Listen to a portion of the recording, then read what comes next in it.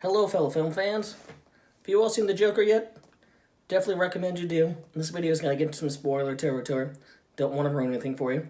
You can, add this video to save to watch later. While you're at it, everybody can like, comment, and subscribe. It really does help a little creator like me out. Goes a long way. But to the theory itself, here's your big thesis statement.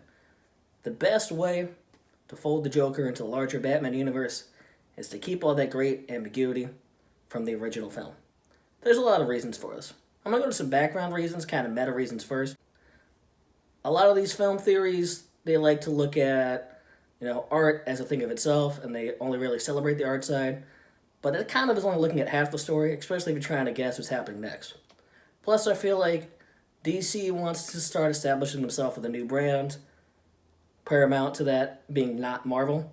And Marvel films have tended to be pretty much, you watch it once, you understand what's going on, pretty light and abstract ideas, pretty light on auteur theory.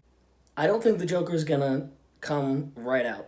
I don't even think he's going to be in the first of the Robert Pattinson Batman movies.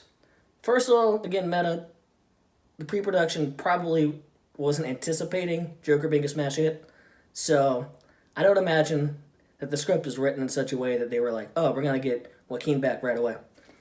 But either way, you got some good actors. I think it's going to be a good film. I think they're going to give them space to really characterize, try to humanize the characters, all that good stuff. By the end of it, there's going to be the Riddler defeated. Catwoman is going to be like, I'm not doing crime anymore. But you don't know if you believe her. Keep that good ambiguity up. And the Joker's going to be kind of a background thing. Maybe a reference in the background somewhere to like the old clown riot or something like that. But not a big deal yet. To the second film, which I think will be the first appearance of the Joker in this larger Batman universe. And we're going to open up and it's going to be like the first peaceful night in Gotham in a really, really long time. And you're going to have Batman hanging out in the Batcave, and he's going to be like flipping through his police scanner. No crimes reported. And he goes to the Batcomputer. In order for the Batcomputer to work in sort of a postmodern environment where everybody has computers, he has access to the dark web. He's like, wow, there's not even any evidence of crimes going on the dark web. So he has a night to himself. He got that nice happy opening. He's gonna be like, I gotta figure out what's going on in the Wayne Manor. I like the idea of the Wayne Manor being kind of a character in of itself, because we have Gotham pretty well established already, and imagine by the Batman film they're going to be doing even more to show what Gotham's like. And if you take a character in kind of that liberal, abstract sense as a unique set of attributes, you could definitely do it with Wayne Manor. And the Wayne Manor can feel like this kind of labyrinth where nobody really knows what's in it, a lot of secrets in it. Gives you a lot of fertile ground, especially for sequels. Again, falling an almighty dollar. But Batman's like thinking to himself, none of this will be actually narrated. Robert Pattinson's pretty good at not saying what he's thinking, but just doing it, as most good actors are. So he's going to be thinking to himself, I got to figure out what's going on in the Wayne Manor if everything's peaceful in Gotham City. So he goes around and he finds his father's office, and there's going to be a little flashback sort of thing, some sort of memory, where Thomas Wayne tells little Bruce Wayne, never go in my office. That's adult stuff. And then you got Batman, and he's like, I'm an adult now. And he can have the classic confrontation of the father. You get in the hero's journey.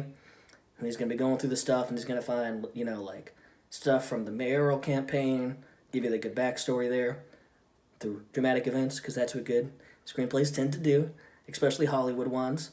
So they're going to have that kind of background stuff. And then he's going to come to the box from Arthur's so-called mother, and he's going to find all those letters where she's like, I have a son, Arthur. You need to give us money. We're struggling. And Batman's going to be kind of like halfway sympathetic, but he's going to be much more analytical. I like the view of Batman more as the world's greatest detective than kind of just like a bruiser. So he's like, ooh, we got an investigation. Maybe a little excited to have some investigation. So he takes all that information, he goes down, and he goes to the Batcomputer. And here's where you can get the ambiguity still there. They can figure out that Joker's mom, she's dead, but under something of mysterious circumstances. People don't tend to asphyxiate if they got O2 in the rooms and stuff like that. And Batman's going to be like, but wonder what happened there. And then he's going to find all the information about maybe Arthur was adopted, we don't know. And then he's going to look up Arthur himself, and he's going to find that little comedy clip that they showed in the talk show, and he's going to be really into it. And he's going to be like, wow, man, this guy's crazy smart. He can figure out how to tell a joke where the joke teller is the one who's enjoying it much more than the audience. Big inversion there, really surprising. You got Batman as a foil, because Batman is all self-sacrificing and trying to make everybody else happy for the most part. And they got the Joker, who's largely making himself happy. You kind of want to have characters not just opposing each other, but revealing contrast between each other. So he's going to find that. He's going to look through, find some police reports that people were killed by clowns. We don't know what the clowns were. There was a dead body in Arthur's apartment, but he lived in a bad building. Who knows what could have happened there? And it's going to hit him pretty close to home because he's going to be like, wow, that's how my parents died. I wonder if Arthur's feeling sad about it. He's going to feel a connection to him. I think that makes it more interesting. If the Joker's just kind of a bad guy, not terribly compelling, not a lot of character work to be done there. So, Batman starts thinking. He's like, well, if we really are brothers, we have Y chromosomes, and we get those from our father, so we can test that pretty easily. So he formulates this plan. He's like, I'm going to go to Arkham Hospital, where he figures out Arthur's still staying, and he's going to try to DNA test it. So he's like, well, I don't have to lie too much. He doesn't like lying. He's going to not lie more than he has to. And he's going to come as Bruce Wayne, as a real fan, try to talk to the guy. So, you got him. He goes in to Arkham Hospital. You got so-called Arthur there. But Arthur is going to be like, I don't know who Arthur was. That was the past me. I'm the Joker now. And he's going to be messing with him. And it's going to be the really confident version of Joker. He's going to be happy. He's going to be doing it like, wow, we look so similar. I wonder how that could have happened, me and Bruce over here. Maybe call him buddy and pal or bro, kind of ironically. And they're going to be hanging out, and Batman's going to be like, wow, your jokes were so good. He's be like, I know, right? And so they have that scene going, and they'll be kind of sizing each other up. Batman will see out of the corner of his eye some hair on a brush, and he steals the hair. Kind of what he thinks stealthily, but actually not so stealthily. And so he's going to leave, and they're going to have a little scene with the Joker, laughing to himself, like, okay, Bruce Wayne, definitely Batman, definitely thinks I'm his brother.